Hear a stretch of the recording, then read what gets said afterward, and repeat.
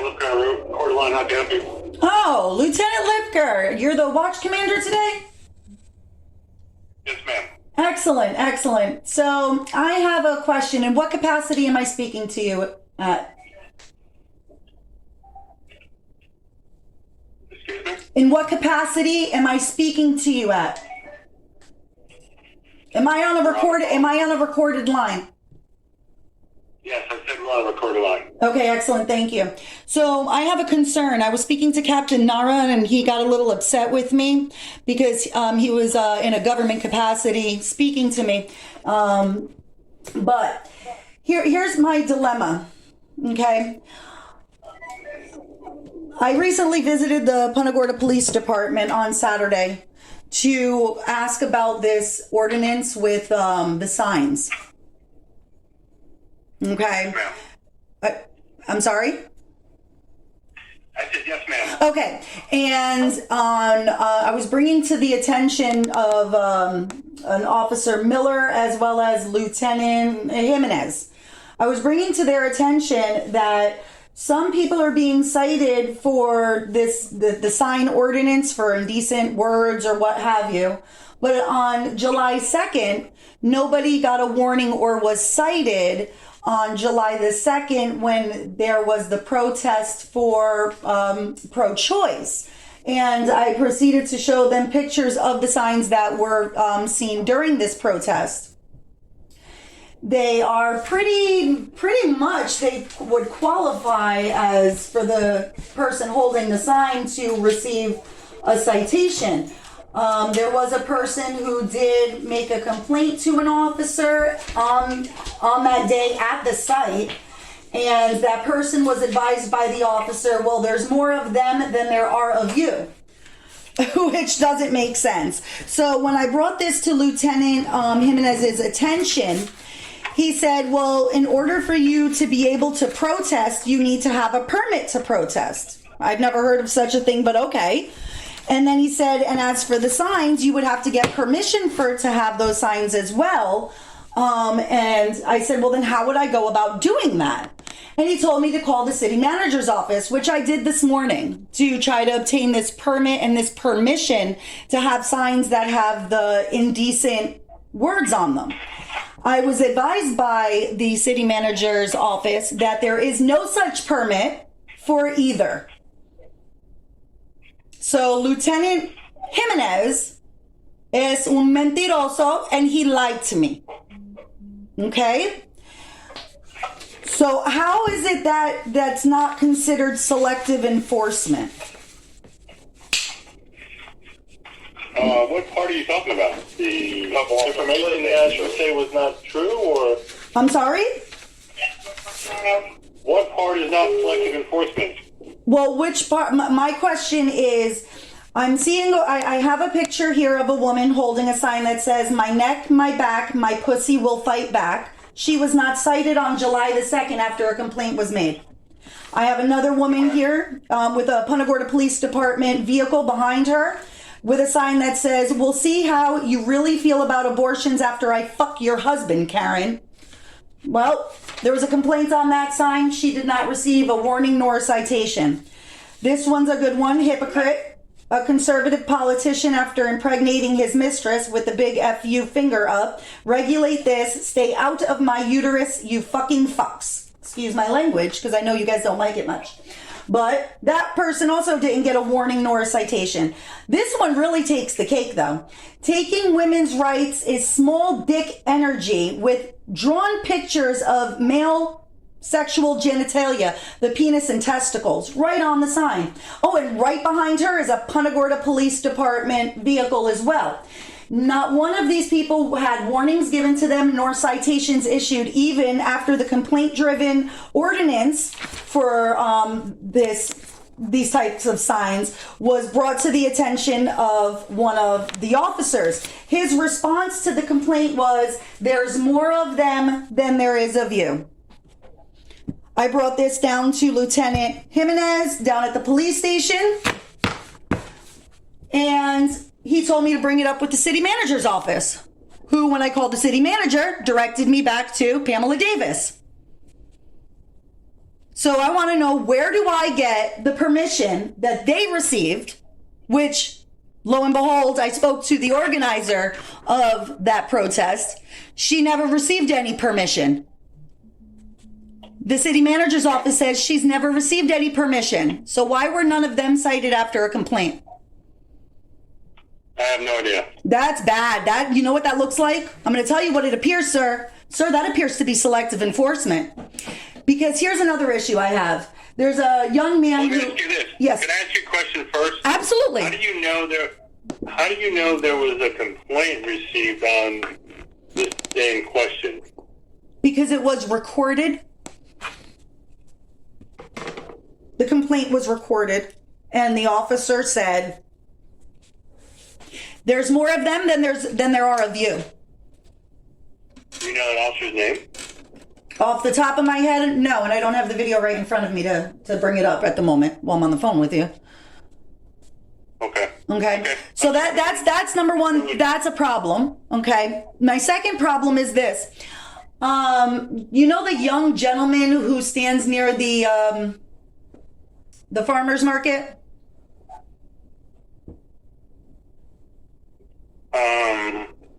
I think so. Okay, so the young gentleman who stands near the farmer's market, I drove past there a few times. His sign has a piece of tape over what I'm assuming is a U underneath.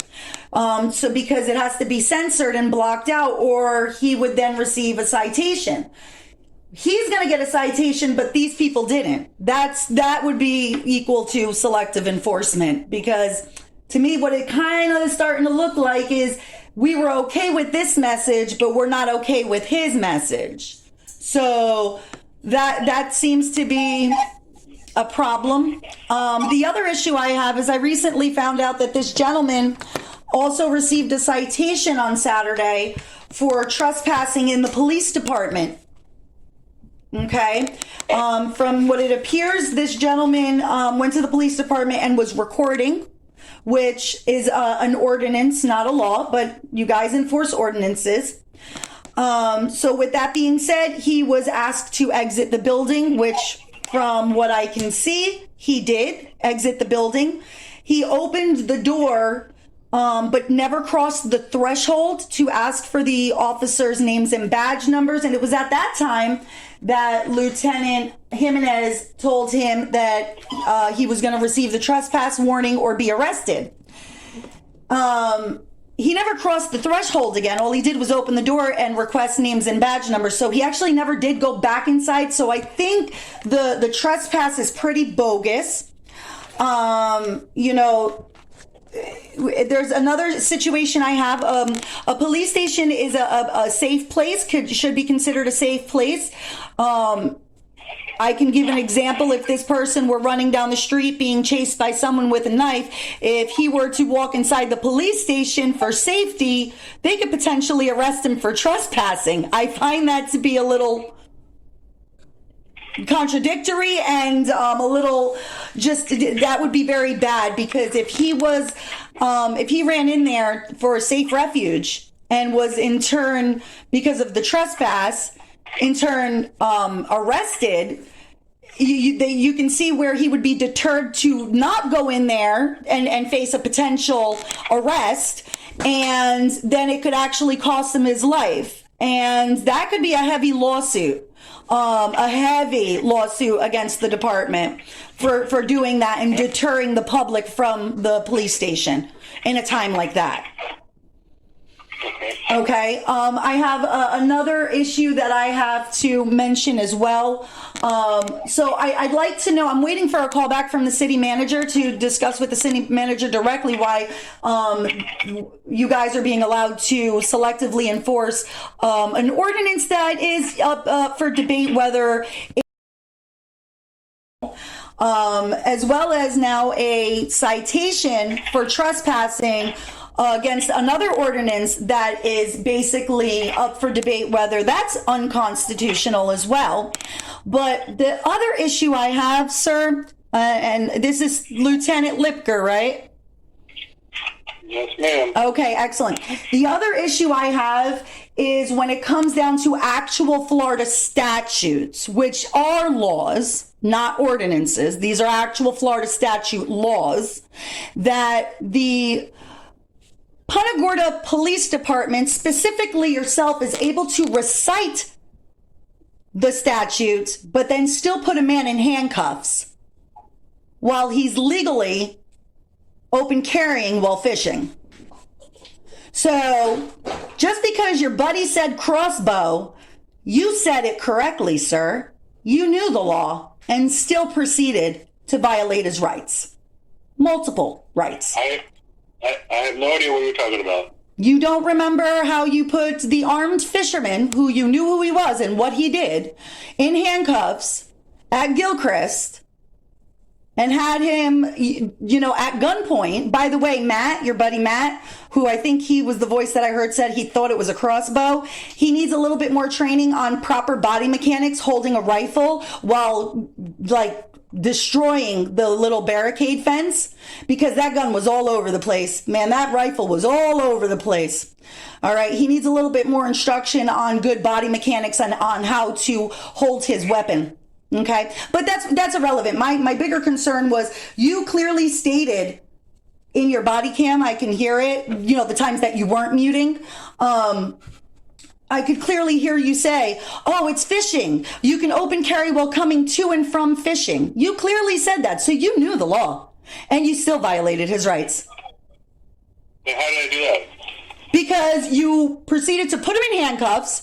You proceeded to request an ID from somebody that did not have to ID himself to you. He was not committing a crime, had not committed a crime, and there was no reasonable cause of suspicion for you to think he was about to. You then... So why did we put him in handcuffs? You put him in handcuffs because you didn't like that he was holding a gun when he's legally allowed to. Why would I not like that? I'm not sure why you don't like the Second Amendment or the First Amendment for that matter. I'm not quite sure. But this isn't the first time your department has conspired against somebody, because now this time you conspired to kill him. Yeah, but that's not true. I wholeheartedly respect the First, Second, Fourth Amendment, all the amendments to the Constitution. Well, if you did, then why would you put a man in handcuffs? Why not just walk to him and be like, hey, buddy, did you catch anything today? Because if you're holding that gun, you better be fishing. His answer would have been like, yes, sir, you have yourself a great day. I'm going to see what I can catch. That would have been the response, but you guys didn't handle it that way. You guys handled it more like as if he was a criminal, which he's not. And you even said you knew who he was and what he does. No, I didn't. Yeah, you did. No, I didn't. You might want to check YouTube because it's there. You said it. Okay, and then you said he was... Did I say it on his camera when I was 3 feet away from him? You said it. I heard it on his camera as well as yours. Okay, so on his camera, when I was a few feet away from him, is when I said it, right? I heard it on your camera as well. You do know that body cam footage can be obtained, right? What? And what did I say? That I knew that... I know who you are and what you're doing. I know who you are and what you're doing. No. Okay, so that was me speaking to him, right? You were speaking to the armed fisherman at that time, yes. Okay, at that point, we're 3 feet away, and I recognized him at that point. And you didn't uncuff him either. Yeah, we did. Not at that point, you didn't. At that point, you proceeded to, you emptied his pockets. So you searched and seized his personal belongings. That's, you can't do that.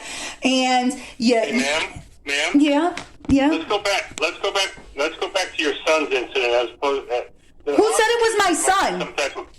I never said it was my son. I just have a suspicion it was your son. Well, suspicions, that's an assumption, and a suspicion and an assumption may not always be true, but we'll go ahead about this young gentleman. Go ahead. You are right. I could be wrong. You could be very wrong. You've proven to be many wrong a time in the past. Go ahead. So what do you want to talk about with him? Just like I respect the First, the Second, the Fourth Amendment, I am able to be wrong also, so... Really? Because guess what? According on your body cam, you also said I'm never wrong. But go ahead. But I'm glad you're admitting it now. Thank you very much. Admission is the first step, sir. Go ahead. So on my body camera, I told who I'm never wrong. It was on the video. You said that you are never wrong. So, are you trying to say that he doctored his body camera videos? Are you accusing him of that? I'm trying to ask you for context. Oh, well, for context, it's between your body camera, his body camera. Yours, on the other hand, was a little secretive, considering you had it muted for more than half of your encounter with him. So, which should be illegal, considering all that time you could have been conspiring something against him. So, I'm going to be pushing for something with that. So, but go ahead. You wanted to speak regarding the other person, the other gentleman who received the citation for trespassing. I really don't have much to say. I'm trying to respectfully answer your questions and let you know how we respect the First, the Second, the Fourth, the 14th Amendment. We respect all the amendments. We respect all of our citizens. So we're trying to do our best that we can out here. Oh, I understand you're trying to do the best you can, man. There's a lot of crazies out there. I got you on that. Don't get me wrong.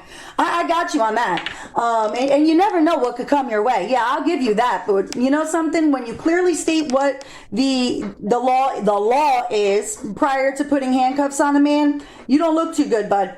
Secondly, you know, when you're... Well, let me answer that one first. Hypothetically, because I don't want to speak about a particular incident that there could be some type of litigation later. Oh, I'm sure there will be, because I'll actually be helping him fund that litigation if it comes to that. Because I'm sorry. Okay. Listen, you guys don't want to be not liked. You guys don't want to be hated. Nobody wants to be hated, right? I spoke with... What do you think our intent is? Well, did you know something? Based on your actions, I don't know what your intent is, because you're not doing something right. Can I answer your own question since you can't answer it? My own question since I can't answer it? Go ahead. No, what I meant to say, I was wrong there. I misspoke. Can I answer my own question since you can't? Well, yeah, I'm not in your shoes or your brain. Go ahead. What does that mean? I'm just trying to, and we are honestly trying to respect everybody and uphold public safety for the city residents and all of our visitors. Oh, and you know something? That's a good thing, and I actually have respect for that. But when something is out of what would be considered maybe the norm, doesn't mean that it's illegal. Maybe educating the rest of the public to not be so scared when they see a man fishing and holding an AR-15. Maybe educating the rest of the public would be more beneficial and save the taxpayer dollars when you get sued for doing what you did wrong. So, I mean, that's just where my standpoint is. Like, I don't want my tax dollars paying for your lawsuits when you mess up. I'm tired of that. You know what I'm saying? I think it should really come out of your pension. Personally, if you're going to sit there knowingly violate someone's rights, because when it boils down to it, you got this thing called qualified immunity, whereas I cannot use ignorance as a defense. You can. Now that's a problem, because that sounds a lot like good for me but not for thee, and that's not cool. So yeah, I mean, I'm just going that route. Again, hey, ma'am, mm-hmm. I'm not a lawyer, and again, I just want to keep reiterating the following to you. So, if you are recording this, I want you to know. I most certainly am. Just like every phone call that I have with anybody who is in the capacity of a government official, which that's the reason why your captain hung up on me, because he wasn't recording, but I was. And you see, I don't have to tell you I'm recording because you're a government official in that capacity, and that's how I'm speaking with you. This isn't a private phone call. Just like my phone call with your captain was not a private phone call. I don't know that man on a private status, okay? So it was a public, in his capacity as a public servant, as a governmental capacity, then yes, I can record just as well as you can. So please continue.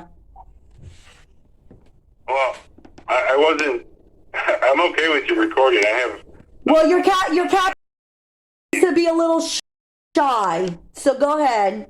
What? Your captain seems to be, excuse me, I'll say it again so you can hear me. Your captain, when working in a government capacity, seems to be a little shy. Okay. Now, I don't want to speak for anybody else, but again, what I'm just trying to tell you is this, okay? I respect the law, and I respect the Constitution of the United States and the Florida Constitution.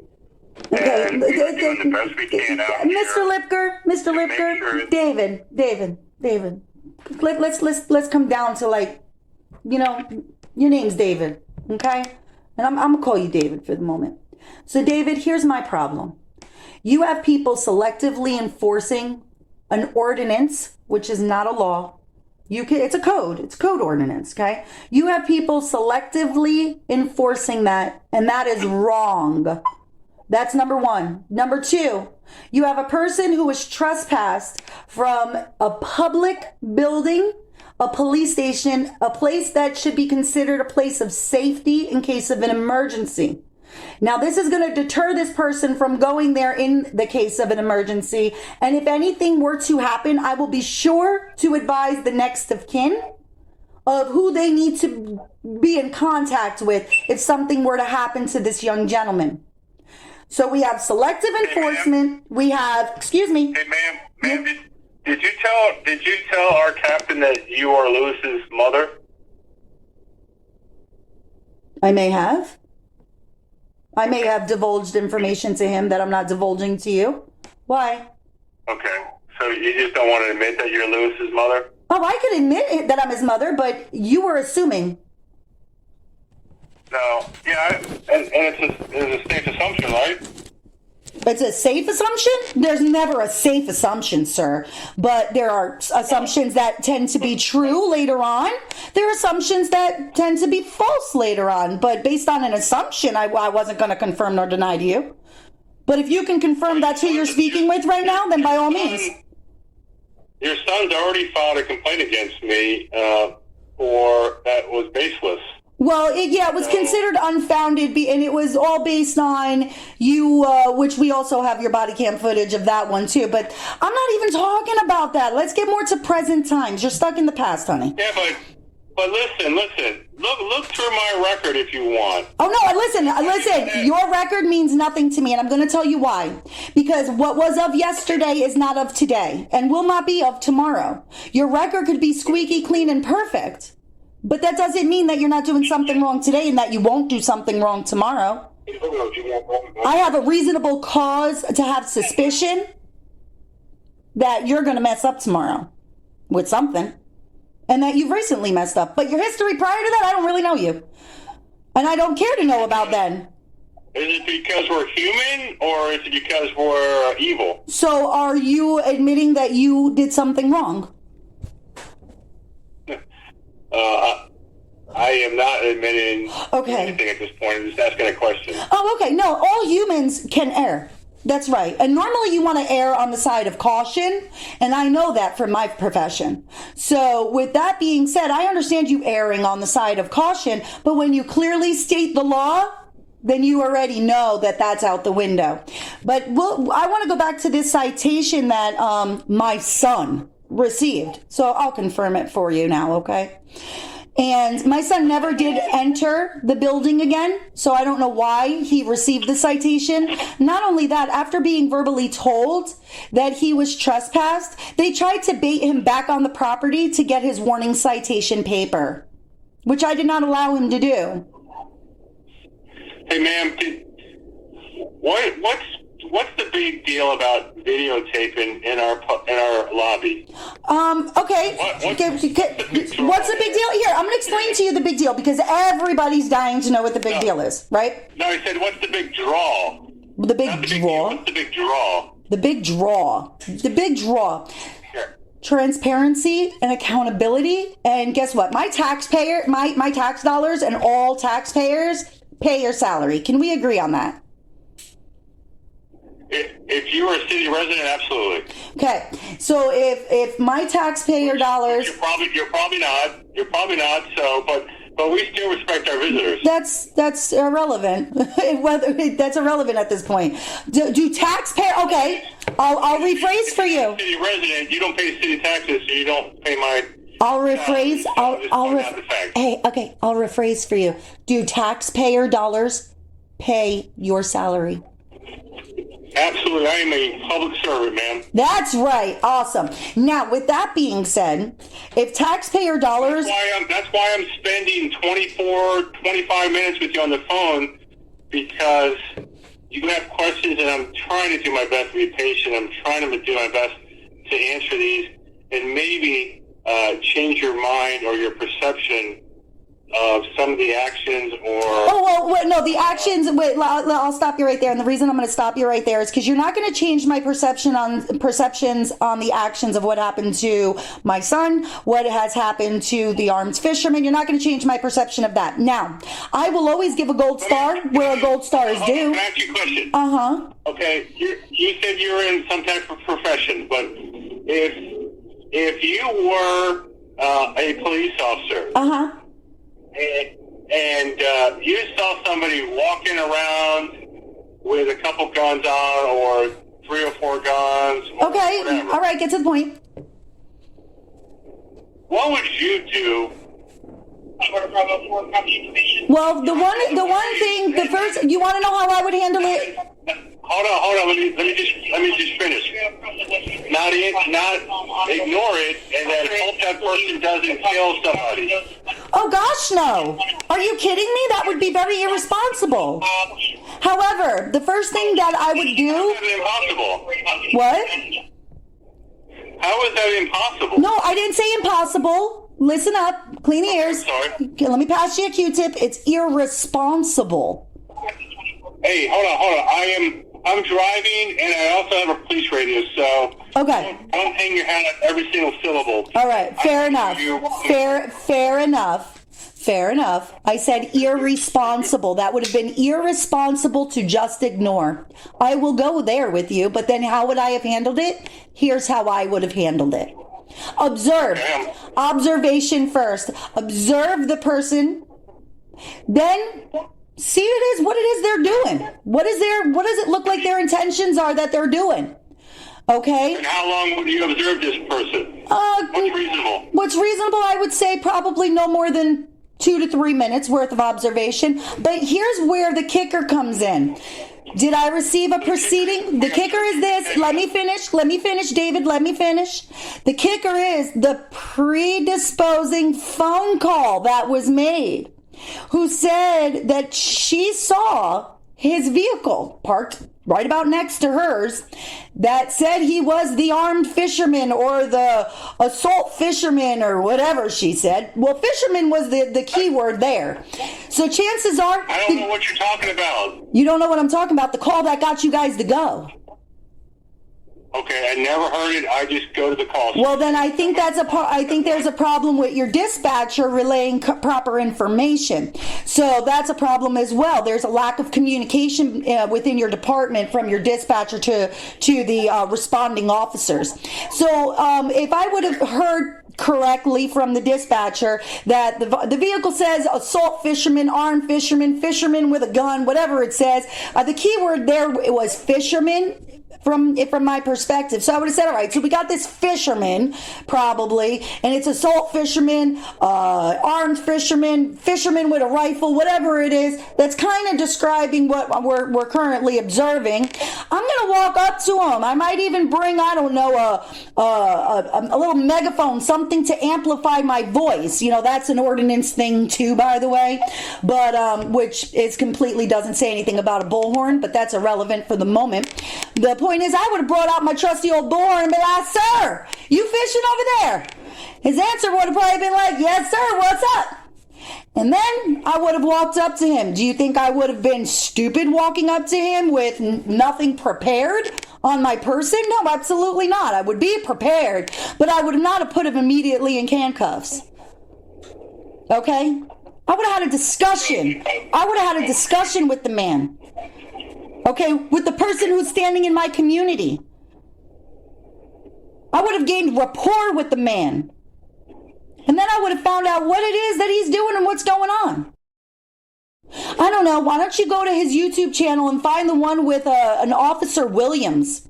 Officer Williams? Now, that's how y'all should have handled yourself. So guess what? You guys are more than capable. Okay? All right. Hey, ma'am, I appreciate talking with you today. I guess we're not going to agree. We're just going to respectfully agree to disagree on some situations. Yep, and I'm going to be moving forward. If you can put in a message to Pamela Davis to call me. I've left 3 voicemails. I've left 3 voicemails with her secretary. I would like a phone call from Pamela Davis.